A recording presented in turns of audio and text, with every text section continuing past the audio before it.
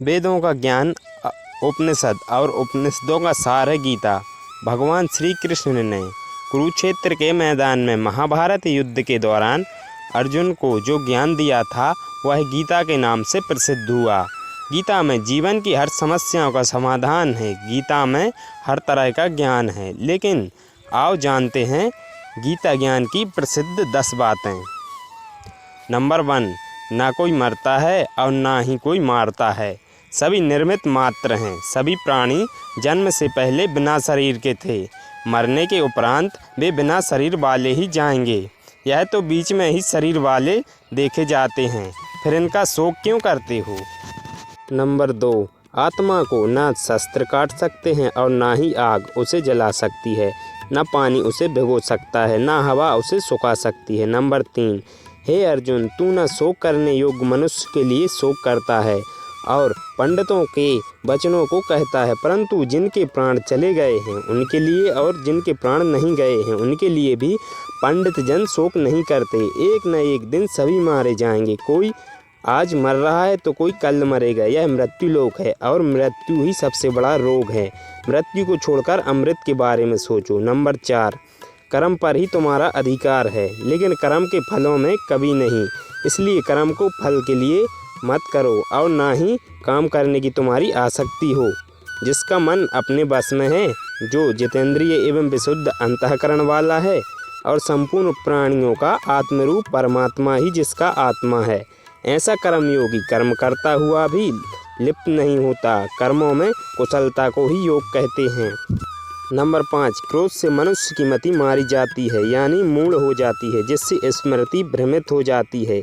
स्मृति भ्रम हो जाने से मनुष्य की बुद्धि नष्ट हो जाती है और बुद्धि का नाश होने पर मनुष्य खुद अपना ही नाश कर बैठता है। नंबर 6, हे अर्जुन, सभी धर्मों को त्याग कर अर्थात हर आश्रय को त्याग कर केवल मेरी शरण में आओ।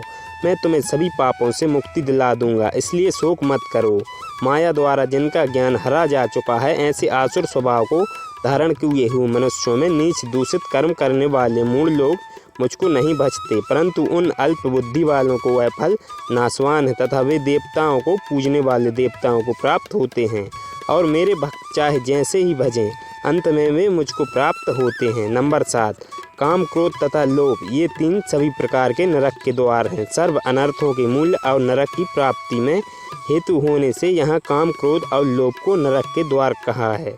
आत्मा का नाश करने वाले अर्थात उसको अधोगति में ले जाने वाले हैं। अतएव इन तीनों को त्याग देना चाहिए। नंबर 8, श्री भगवान बोले, मैं लोगों का नाश करने वाला हूँ, बड़ा हुआ महाकाल हूँ। इस समय इन लोगों को नष्ट करने के लिए प्रवृत्त हुआ हूँ। इसलिए जो प्रतिपक्षियों की सेना में स्थित योद्धा लोग हैं वे सब तेरे बिना ही नहीं रहेंगे, अर्थात तेरे युद्ध न करने पर भी इन सब का नाश हो जाएगा। नंबर 9, जगत के ये 2 प्रकार के शुक्ल और कृष्ण अर्थात देवयान और पितृयान मार्ग सनातन माने गए हैं। इनमें एक द्वार गए मृत्यु को प्राप्त हुआ, वापस नहीं लौटना पड़ता, वह परम गति को ही प्राप्त हो जाता है, और दूसरे के द्वारा किया हुआ फिर वापस आता है अर्थात जन्म मृत्यु को प्राप्त होता है। 10, अब पढ़िए गीता का सार। क्यों व्यर्थ की चिंता करते हो? किससे व्यर्थ डरते हो?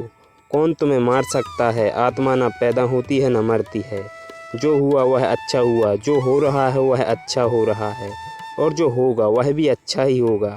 तुम भूत का पश्चाताप ना करो, भविष्य की चिंता ना करो। वर्तमान चल रहा है, तुम्हारा क्या गया जो तुम रोते हो? तुम क्या लाए थे जो तुम खो रहे हो?